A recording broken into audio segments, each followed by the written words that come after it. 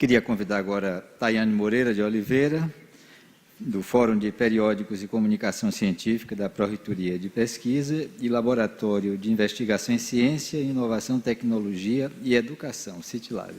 Tayane.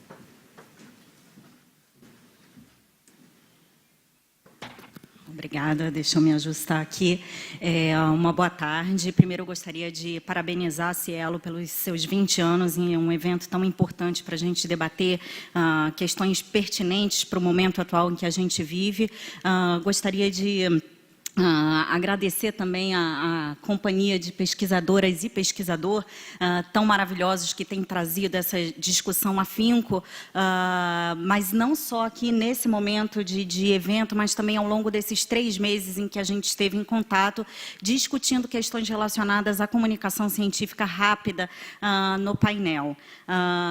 Quando o Abel, antes de começar a apresentar um pouco do que eu me propus a mostrar aqui, eu gostaria de compartilhar com vocês o próprio processo, né? Quando o Abel me convidou para coordenar o painel de comunicação científica rápida, eu confesso que eu levei um susto, né?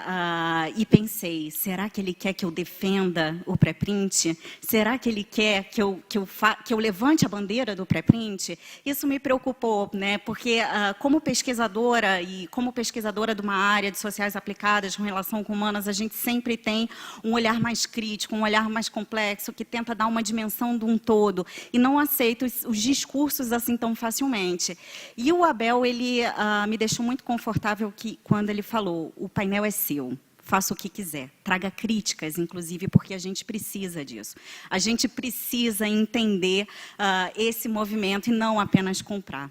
E aí, para mim, foi muito confortável, evidentemente, mas o desafio aumentou, né? Porque vamos trabalhar democraticamente. Democracia é um conceito caro, né, para o que a gente vive hoje em dia. Então, vamos fazer isso de maneira aberta, vamos fazer isso de maneira inclusiva e vamos convidar pesquisadores, né, incríveis que estão trabalhando e estão defendendo, estão militando no sentido, como foi falado um pouco mais cedo, pelo pré-print, mas também vamos trazer pesquisadores, vamos trazer profissionais que estão discutindo isso também de maneira crítica e colocando as suas dúvidas. Então, a proposta do painel 3.1 Comunicação Científica Rápida era justamente tentar dar conta dessa multiplicidade, né, nesses múltiplos discursos que envolvem perspectivas diferentes.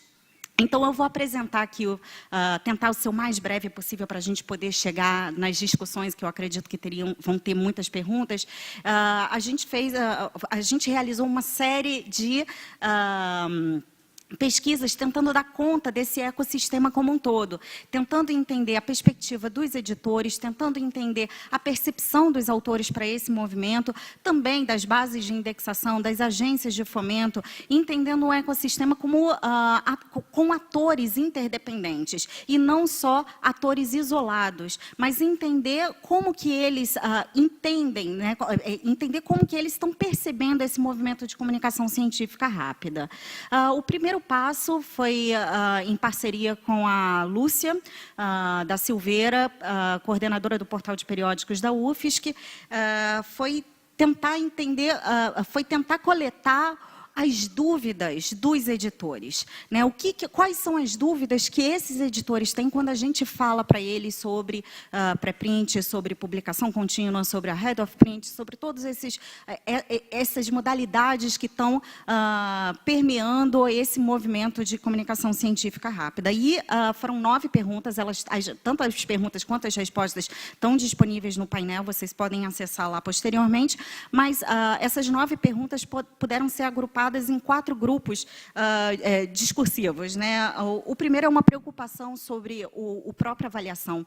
Como que vai ser esse double blind? O double blind vai acabar? Se o pré-print é depositado, tem autoria lá, como que vai ser esse processo?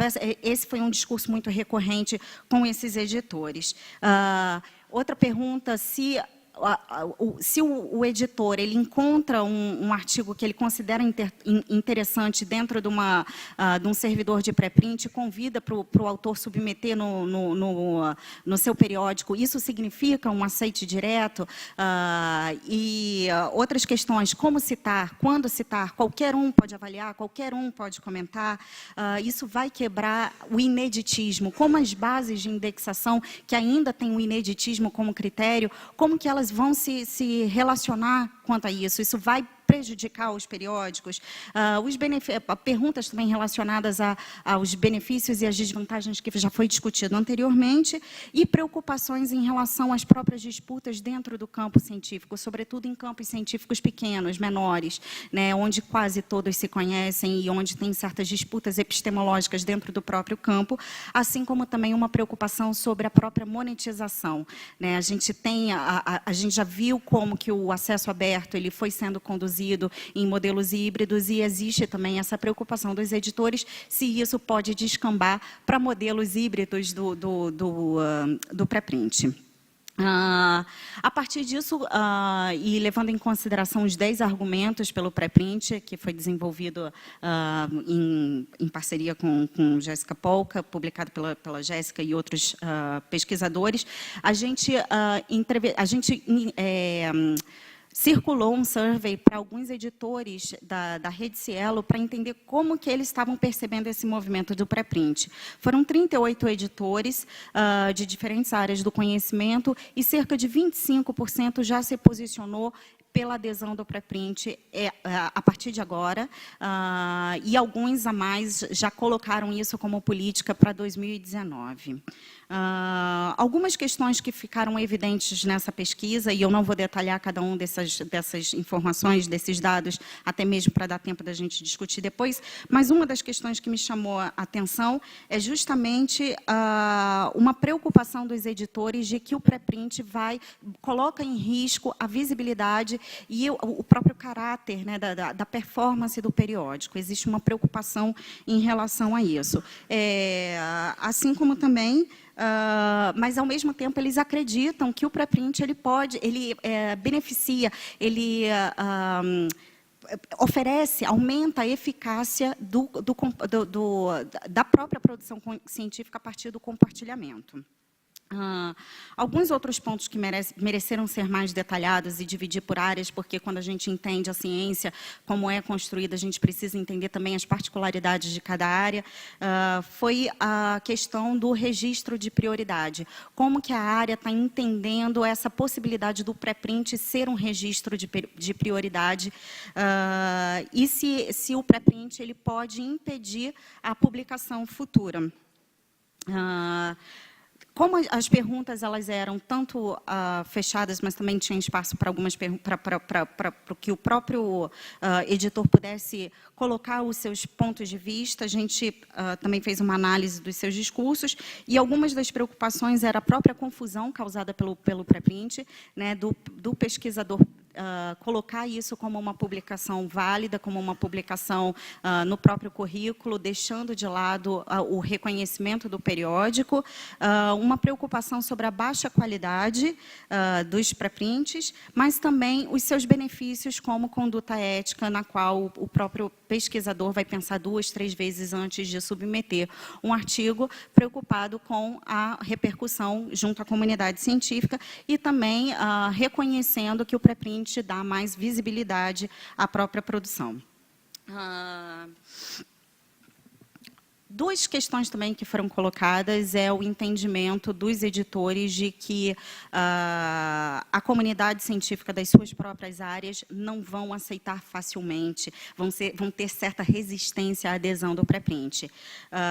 E também o posicionamento do periódico, desses periódicos entrevistados, de que eles não vão tomar a decisão sozinhos, mas vão tomar coletivamente com o seu próprio corpo editorial, com o seu próprio comitê científico.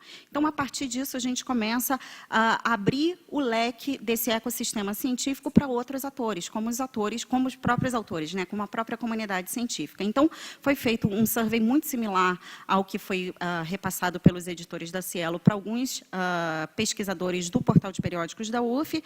Foram 184 respondentes em diferentes áreas do conhecimento. A maioria entende que o atraso da publicação implica também um atraso do avanço do conhecimento, e 80 e poucos por cento, eu não lembro de cabeça exatamente quanto, mas cerca de 80 e pouco por cento, não estavam satisfeitos com o tempo da publicação dos periódicos da sua área. Em relação ao Open Access, ao acesso aberto, parece ser um tema bem pacificado nesse sentido, até mesmo pelo próprio histórico que a gente tem de acesso aberto na América Latina e no Brasil, mas a maioria entende que o acesso aberto à ciência é um bem público, deve ser aberto, priorizam periódicos em acesso aberto e entendem a abertura de dados também como um processo importante para o avanço científico. Quando a gente pergunta sobre a questão do review, os discursos contraditórios começam a se tornar mais latentes, né? O 82% afirmou que o double blind ele assegura uma qualidade da avaliação. Em compensação, colocaram que 68% aponta que o Open Review permite que uma melhora da qualidade da própria avaliação, que a gente sabe que é um grande problema para os editores, né, um gargalo para os editores. Comparando algumas perguntas que foram feitas para os editores, para os autores, a gente vê algumas diferenças, como, por exemplo, a preocupação sobre o risco do periódico, né, se o pré-print ele pode colocar em risco o próprio periódico. A maioria novamente, eu não vou lembrar de cabeça, mas parte dos pesquisadores, eles entendem que não, em contraposição, em contraponto aos editores, que têm essa preocupação, ou seja, a preocupação sobre os riscos do periódico não é uma preocupação do pesquisador, é uma preocupação do editor, e isso a gente precisa entender um pouco melhor esses discursos.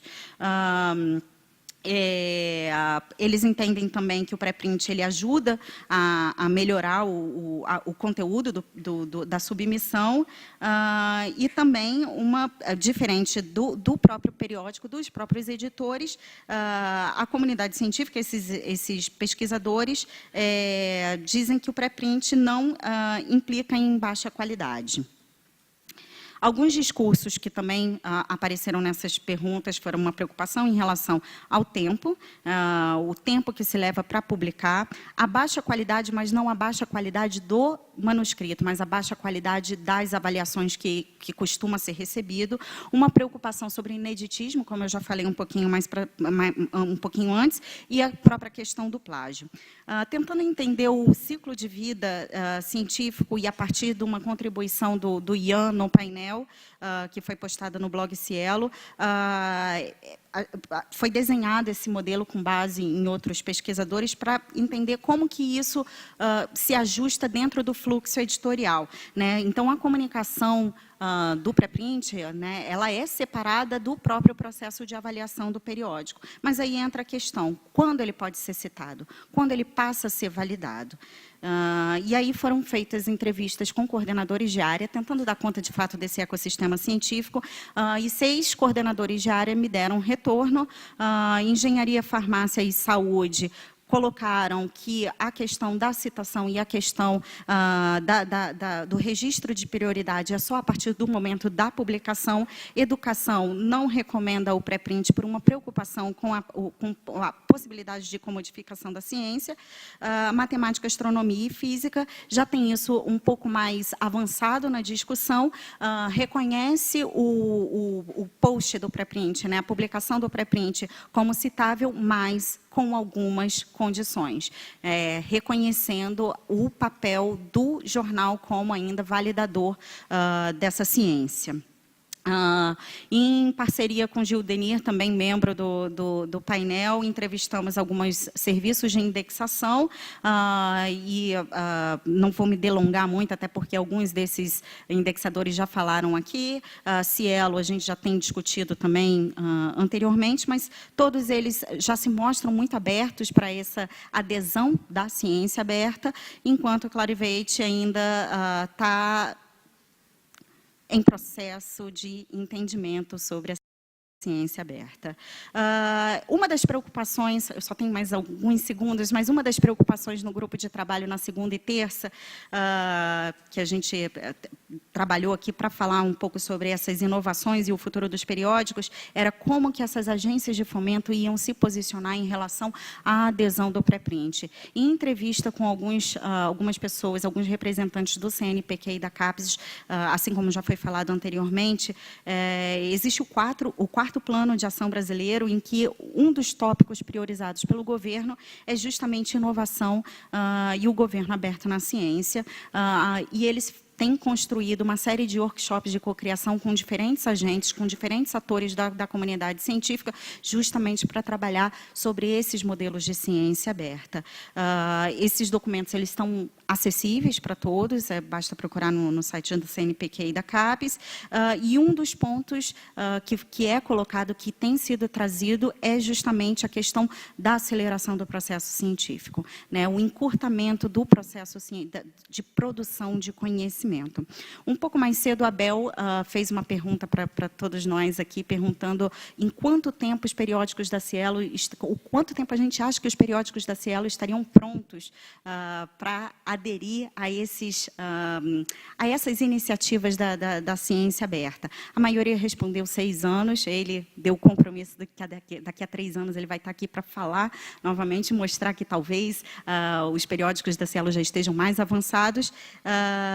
E aí entra a questão, isso já tem sido discutido. Esse é um processo que tem sido irreversível. Diversos atores da comunidade científica já estão discutindo. As agências de fomento já estão discutindo. A partir de outubro, começa uma série de implementações de redes de ciência aberta no CNPq e na CAPES, e, a partir de março, a articulação com os próprios editores científicos. Mas aí entra a questão, é um processo irreversível, mas desde que seja feito democraticamente, desde que seja feito junto com a comunidade científica. Existem algumas lacunas, mas eu vou deixar para discutir um pouco mais para frente com vocês, né, que são predições de como que vai ser o desenvolvimento, como que pode ser o desenvolvimento futuro do pré-print, como também o surgimento de funções importantes dentro do próprio corpo editorial, como os pré-prints editors, que tem que estar de olho não apenas nas métricas, mas também em estudos qualitativos, em estudos de rede, que possam dar conta da dimensão e da complexidade que é produzir ciência no Brasil. Obrigada.